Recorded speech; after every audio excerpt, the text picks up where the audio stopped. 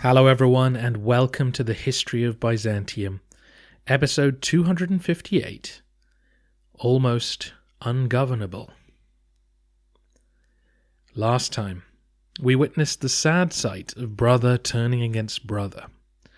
Isaac Angelos was overthrown and blinded on the orders of his older sibling, Alexios. Whether Alexios plotted against his baby brother or reluctantly went along with a conspiracy formed by others, we don't know. But now that the deed was done, Alexios had no choice but to get on with the business of government. His first act was to disband the army and head back to Constantinople. His wife had suppressed an attempt to elect a new Vasilevs in his absence, and he now had to show his face to the crowds. Despite some disquiet about his fratricidal behaviour, the new emperor was accepted by the people, in part because Alexios handed out very generous gifts and privileges to a host of people once he was ensconced in the palace. The treasury was not really in a position to hand out gifts, given that half the empire's provinces were in revolt or in ruins. But what choice did he really have? Alexios had been installed by a coalition of aristocratic families, each of whom expected to benefit from the new regime. Still, after this latest round of handouts and the inevitable collapse of various deals which Isaac had made, Alexios found himself with even less breathing room than his brother had enjoyed. The situation in the Balkans was deteriorating quickly. Blinding Isaac essentially ended the alliance between Byzantium and Hungary. This was because Isaac was married to Margaret of Hungary, who was now shunted aside. King Bela had been willing to divide the Balkans between Hungarian and Roman spheres of influence, but now he was free to make whatever deals he liked with the Serbs and Bulgarians. And meanwhile, both of these powers began to strengthen their bids for independence. The Bulgarians installed garrisons in the forts south of the Hemus Mountains in clearly Roman territory. They also began to mint their own coins and sought recognition for their new kingdom from the papacy. Over in Serbia, on taking the throne, Stephen II divorced his Byzantine wife, who just happened to be the new emperor's daughter, practically a declaration of war. The following year, 1196, a brief window of opportunity opened when both Peter and Arsene, the leaders of the new Bulgarian kingdom, died within a few months of each other. In the chaos that followed, the Byzantines were invited in by a Bulgarian noble named Ivanko. If the Roman army had been in good order, this would have been a real opportunity to dismantle the Bulgarian state. But the troops Alexios sent to the border refused to enter the mountain passes. The trauma of the last decade of defeats had destroyed morale. Ivanko had to abandon his position when the new Bulgarian Tsar, Kaloyan, got his act together. Alexios decided to appoint Ivanko as governor of Philippopolis, the city in northwestern Thrace, whose lands were being ravaged annually by the enemy.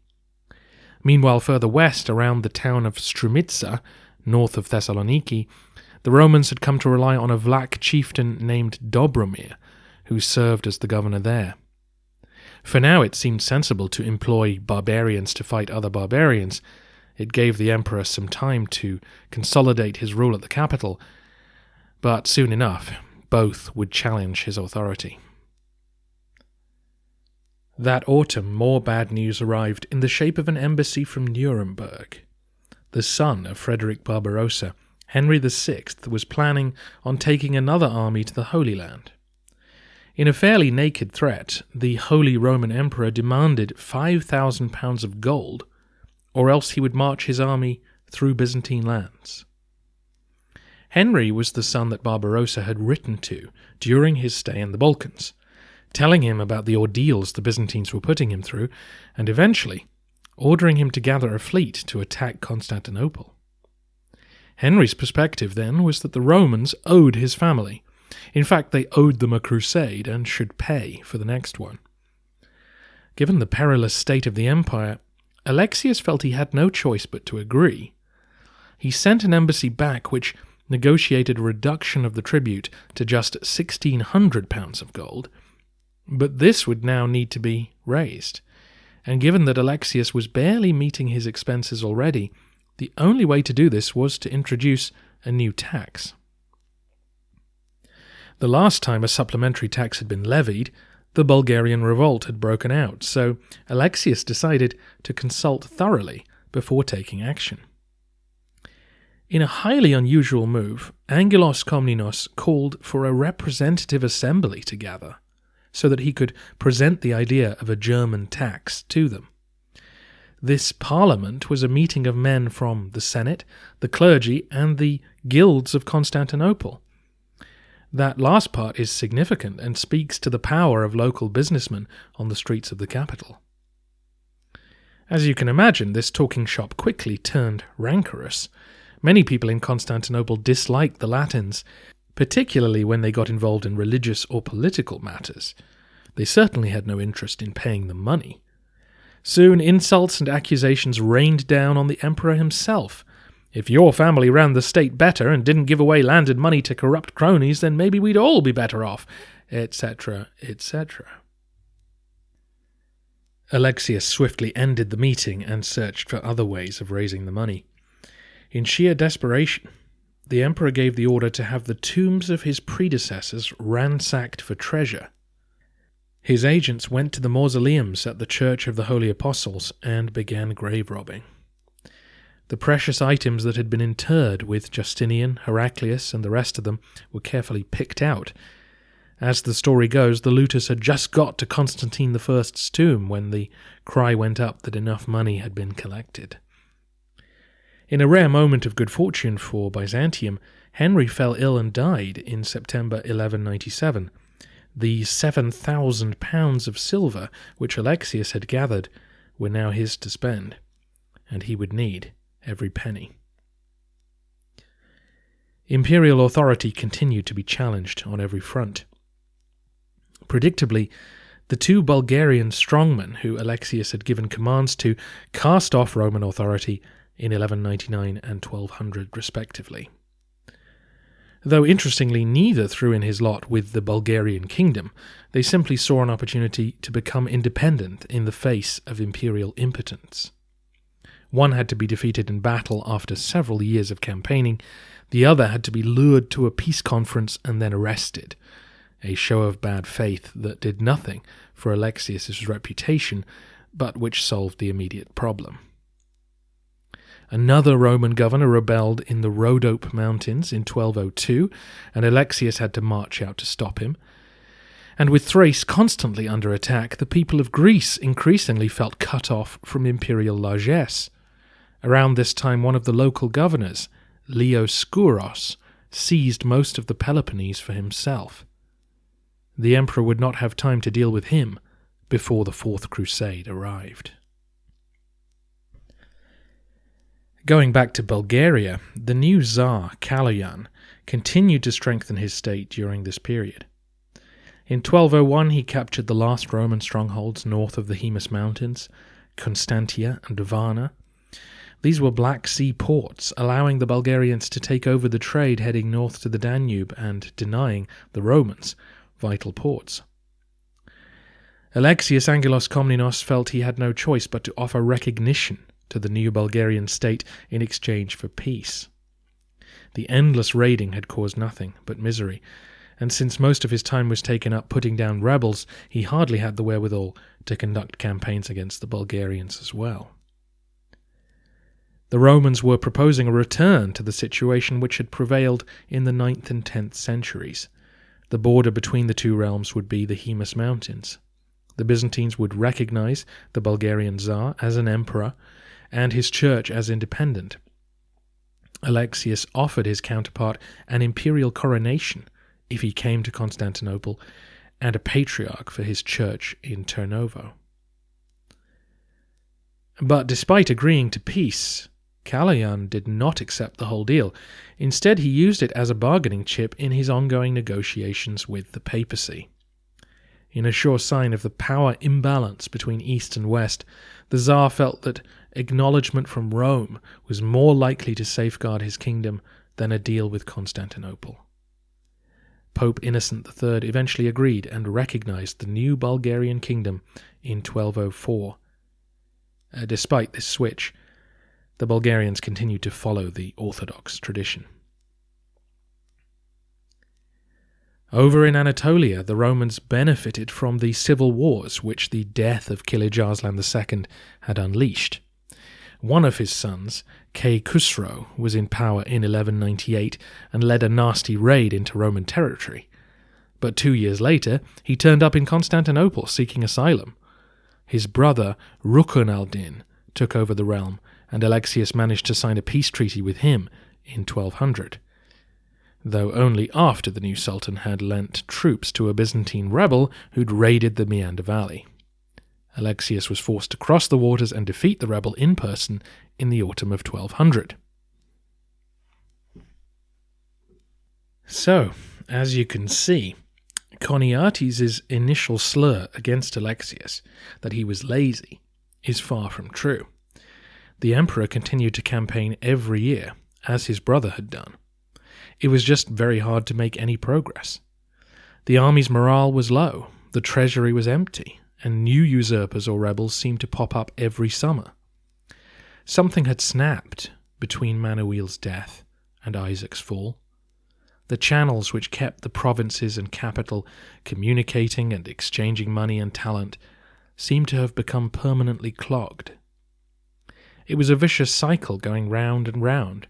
Rebellion in one province would need to be put down, forcing the emperor to use the resources of the other provinces to pay the army.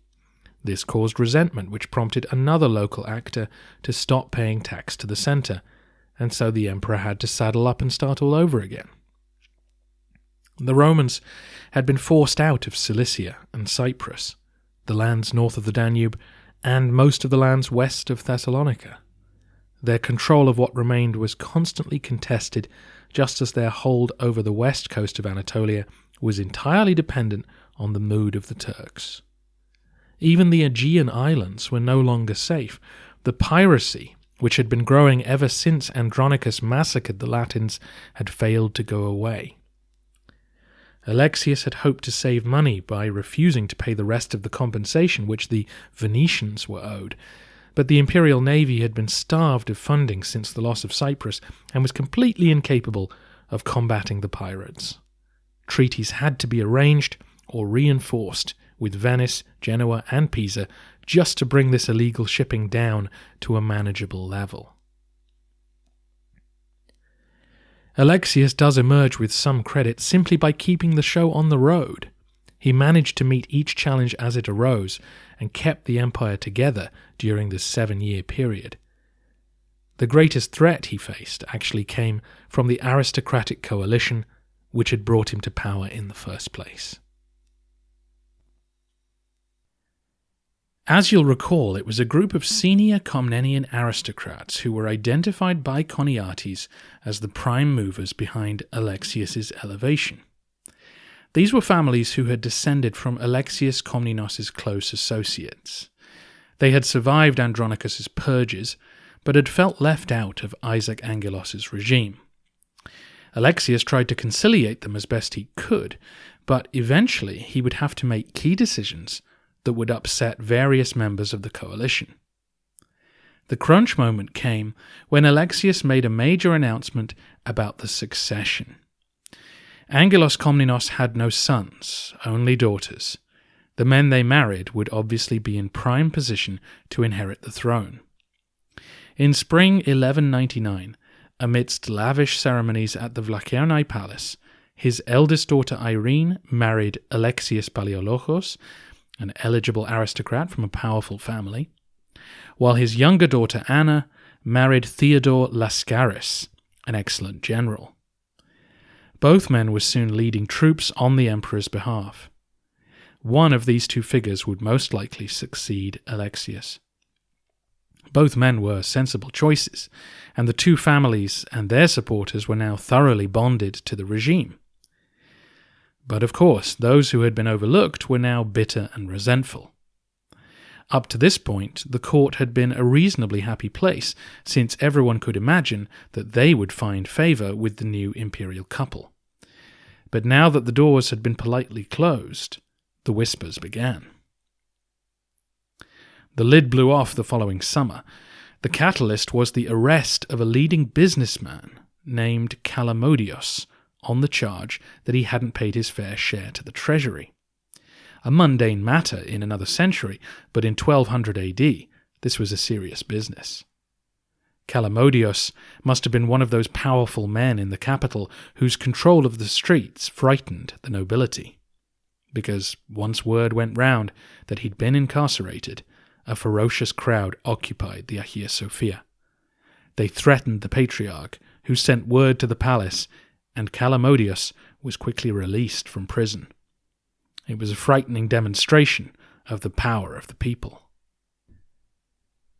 Emboldened by this, the crowd turned on the praetorium itself a few days later. The prison governor was accused of corruption and chased out of town. Once the place had been looted and the inmates freed, the mob stormed the palace precinct. They targeted the prison there as well, and attacked the imperial mosque. This had clearly become a political movement being directed against symbols of the imperial regime's authority. Alexios was away with the army, but his wife Euphrosyne was alert to the danger. She anticipated that these attacks would be followed by the elevation of a new emperor in the Hagia Sophia, following the precedent set by Isaac's coronation 15 years earlier. She dispatched the Varangian Guard to occupy the cathedral church, and when the mob approached the building, they were angry to find their path blocked. Some pelted the imperial troops with stones, but those who tried to fight them were quickly disabused of the wisdom of that notion. The crowd's fervour eventually subsided, and everyone slowly went home. No new emperor would be acclaimed today. Clearly, though, the crowds had someone in mind, and most likely this man had been working with Calamodios and the other mob bosses over the past week. That man would reveal himself in the small hours of the morning. John Alexios Komnenos, also known as John the Fat, arrived at the Hagia Sophia in the darkness of the night, occupied the building, and sent word to his supporters to get out of bed and come running. As you know, John Komnenos, the emperor, had a best friend of Turkic origin called John Alexios. Alexios' son had married Komnenos' granddaughter, and their offspring was John the Fat. John was therefore the great-grandson of John Komnenos, the emperor. This gave him a more prestigious lineage than either of the Angelos brothers, and doubtless men had been whispering in his ear for some time that he should make a bid for the throne. Once the imperial marriages were announced, it was clear that Alexios was not going to rise any higher, and so he made alternative arrangements.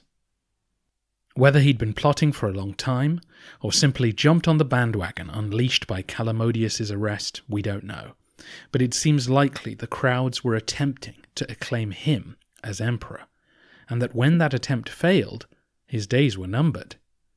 Surely the authorities would have heard who the crowds were surging towards the Hagia Sophia in support of. Surely imperial troops would be knocking on his door the next morning. So he had little choice but to break into the Hagia Sophia that night and hope for the best. His gamble seemed to pay off. Many people did flock to acclaim him, and he was crowned at the altar by a priest, though not by the patriarch, who was wisely hiding in the bowels of the building. Emboldened by their success, the mob ran through the hippodrome and broke down the gates there that led into the palace. Alexios' supporters occupied the heart of the complex, seizing the treasury, the throne room, and the imperial apartments, but crucially, they avoided the main gates where the Varangian barracks were located. This allowed the axe-wielding northerners to make contact with the empress, who was safely with the rest of the court at the Vlachernae Palace on the other side of the city. The two sides had to send messengers by boat, since the Messi was now being held by the crowd. Euphrosyne dispatched more troops who sailed down the Golden Horn, bypassing the mob and linking up with the Varangians at the foot of the palace.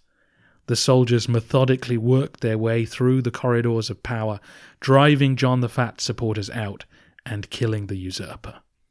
Aksuk's head was posted outside the palace to indicate that the rebellion was over.